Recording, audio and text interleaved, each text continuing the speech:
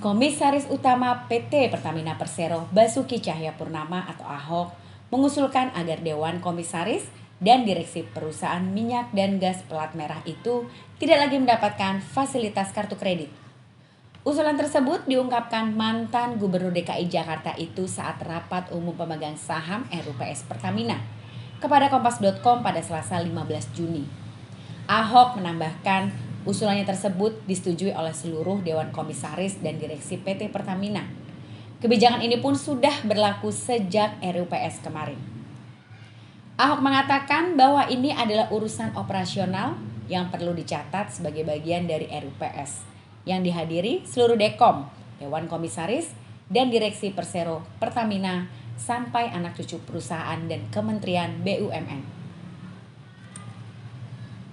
Selain itu, lanjutnya kebijakan ini juga sudah didukung oleh Menteri Badan Usaha Milik Negara atau BUMN Erick Thohir. Sebelumnya diberitakan PT Pertamina Persero membukukan laba bersih konsolidasian sebesar 1,05 miliar dolar AS atau setara 15,3 triliun rupiah sepanjang tahun 2020. Capaian tersebut turun dibandingkan tahun sebelumnya, di mana Pertamina mampu mencetak laba bersih sebesar 2,53 miliar dolar AS atau setara dengan 35,8 triliun rupiah.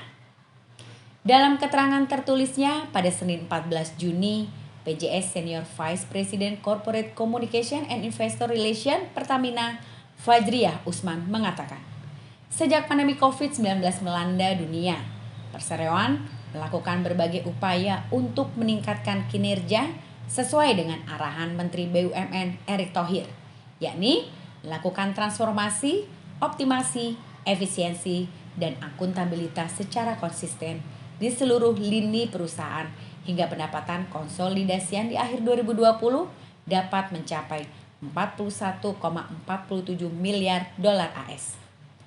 Selain itu, PT Pertamina Persero menyetorkan pajak penerimaan negara bukan pajak atau BNBP dan dividen untuk tahun buku 2020 sebesar 126,7 triliun rupiah.